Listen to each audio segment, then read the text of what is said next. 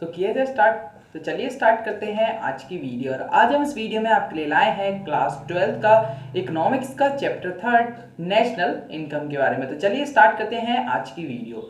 तो जैसा कि आज हम जिस टॉपिक के बारे में और जिस चैप्टर के बारे में बात करने वाले हैं वो बहुत ज़्यादा ही मोस्ट इम्पॉर्टेंट चैप्टर जो कि आपके एग्जाम्स के पॉइंट ऑफ व्यू से है, क्योंकि जो भी हार्ड क्वेश्चंस होते हैं और जो भी लॉन्ग क्वेश्चंस होते हैं वो सारे किससे आते हैं, नेशनल इनकम से आते हैं। न्यूमेरिकल्स भी जो होते हैं वो नेशनल इनकम से आते हैं।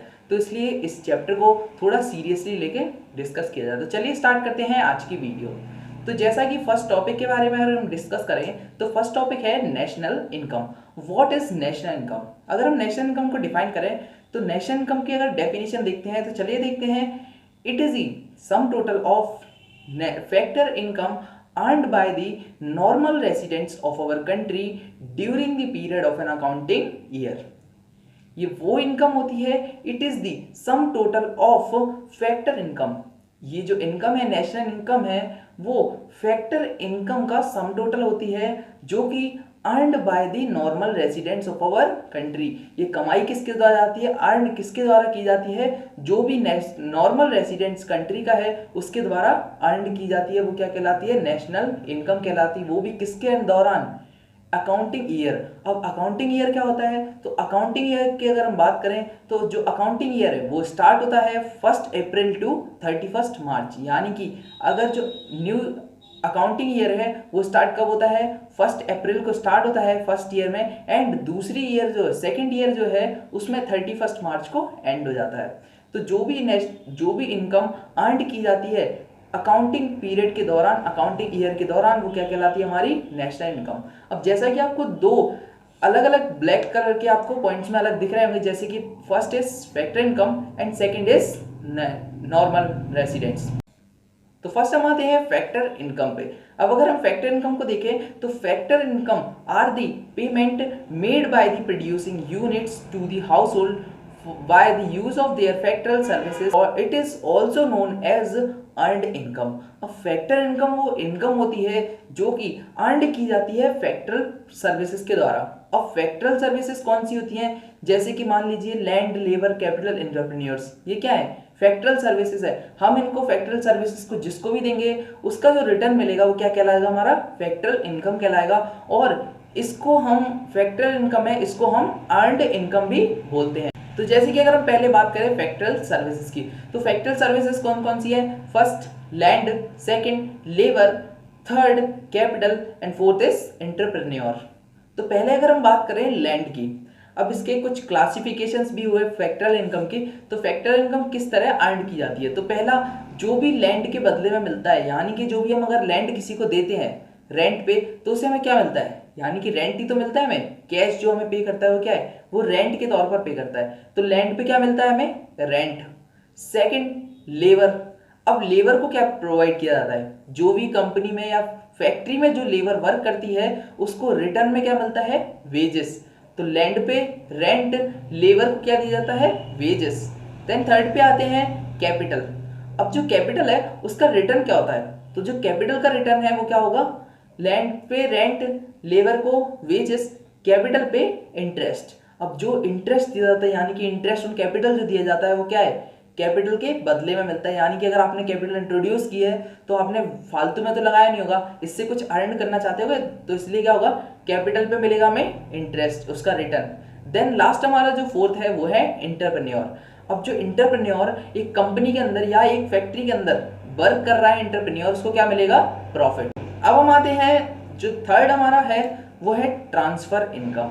अब हमने लगे हाथ फैक्टर इनकम को बात की है तो हम एक और इनकम के बारे में बात कर लेते हैं, ट्रांसफर इनकम। तो जैसा कि आपको नाम से ही पता चल रहा होगा, यानी कि ट्रांसफर की हुई इनकम, यानी कि एक के पास आई देन उसने सेकंड को ट्रांसफर कर दिया। तो ट्रांसफर इनकम वो इनकम होती है जो कि एक से दूसरे को ट्रांसफर कर दी जाए। अब देखते हैं इसकी definition. It is that income which is receive by the person as help, donation, charity. अब जो भी इनकम हेल्प के द्वारा, डोनेशंस होते हैं, जैसे कि हमने किसी को क्या किया? डोनेट कर दिया उसके द्वारा, या कोई हमने चैरिटी वर्क कर दिया, मंदिर में दान कर दिया या गरीबों में बांट दिया, ये क्या है? ये भी हमारी क्या कहलाती है? Transfer income. यानी कि इसको किसी ने अर्न नहीं किया बल्कि हमने क्या किया?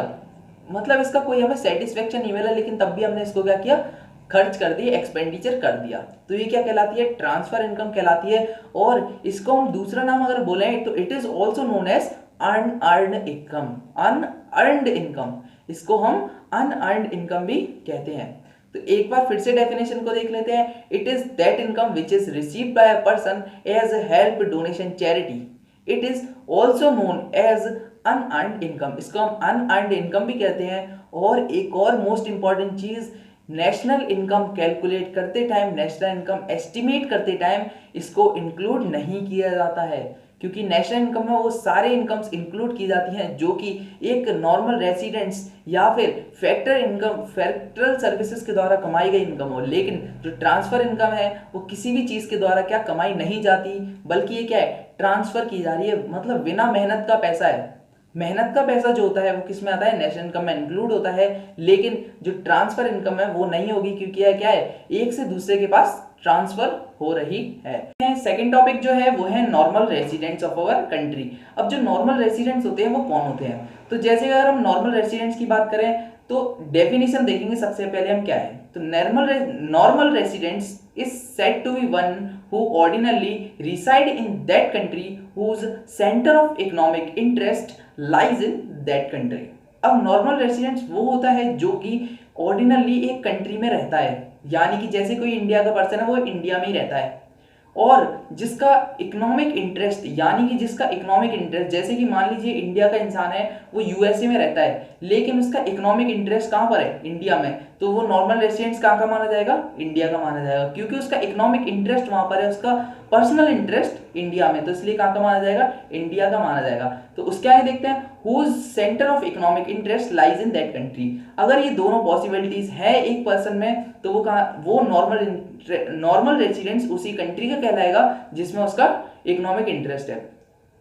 और एक और इंपॉर्टेंट चीज, वो कम से कम 365 डेज यानी कि 1 ईयर उस कंट्री में रहना उसका जरूरी है, जिसका वो नॉर्मल रेसिडेंट्स कहलाता है।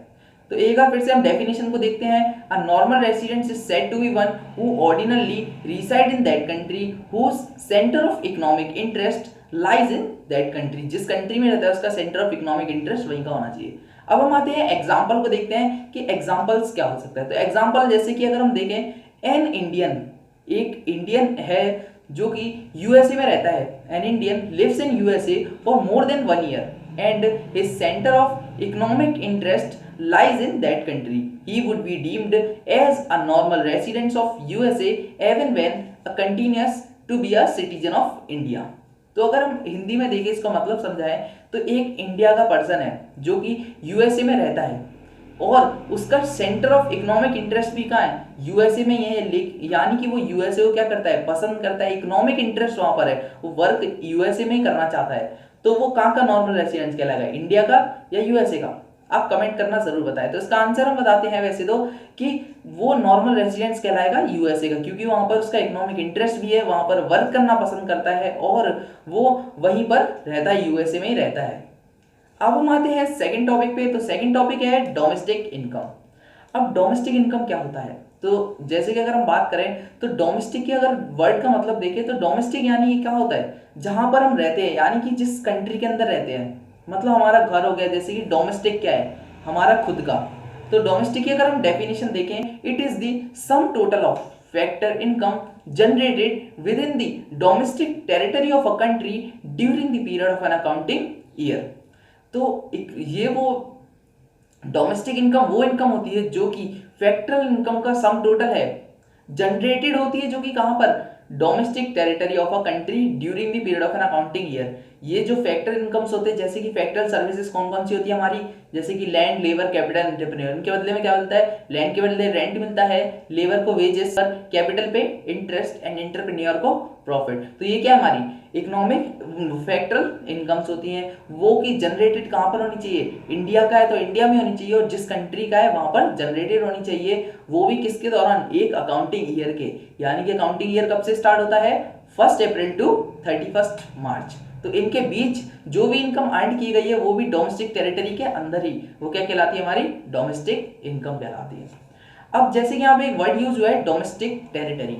तो डोमेस्टिक टेरिटरी की अगर हम बात करें तो डोमेस्टिक टेरिटरी क्या होती है, तो डेफिनेशन देखते हैं सबसे पहले। तो the domestic territory of a country is understood to mean the political territory of a nation, but in economics it refers to economic territory, which a much wide concept than political territory. Economic territory is geographical territory administrated by government within a person, goods and capital circulated freely.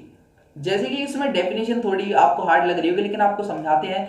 तो domestic territory वो होती है जो कि एक wide concept है। पहला तो एक पॉलिटिकल टेरिटरी होती है नेशन की, यानी कि अब हमारी इंडिया की डोमेस्टिक टेरिटरी क्या होगी, जैसे कि गुजरात हो गई है, यहाँ पे जम्मू एंड कश्मीर हो गया, ये सब क्या हमारी डोमेस्टिक टेरिटरी कहलाएगी। यानी कि जो हमारी एक बाउंड्री लाइन होती है हमारी कंट्री की, वो क्या कहलाती है, डोमेस्टिक टेरिटरी।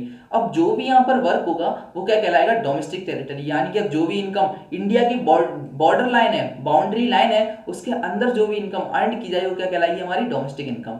तो डोमेस्टिक इनकम वो होती है जो कि एक पॉलिटिकल कंट्री के अंदर की होती है। और अगर इकोनॉमिक्स की हम बात करें तो इकोनॉमिक टेरिटरी भी हम इसको कहते हैं, और एक पॉलिटिकल टेरिटरी जो होती है वो गवर्नमेंट के द्वारा अंडरस्टूड की जाती है, यानी कि गवर्नमेंट के द्वारा फिक्स की जाती है कि कहाँ कहाँ पर इंडिया की, जैसे कि इंडिया की बाउंड्री लाइन है, जैसे कि गोवा हो गया हमारा, केरला हो गया, ये सब क्या है, नीचे बाउंड्री लाइन जो हमारी होती है कंट्री की, अगर इसके बाहर करेंगे तो क्या होगी, नेशनल इनकम में इंक्लूड होनी चाहिए। लेकिन अगर हम इसके अंदर वर्क करते हैं तो क्या होगा, हमारा डोमेस्टिक टेरिटरी होगी, और डोमेस्टिक इनकम जो भी अर्न होगी वो इंडिया कंट्री के अंदर ही, बाउंड्री लाइन के अंदर ही होगी।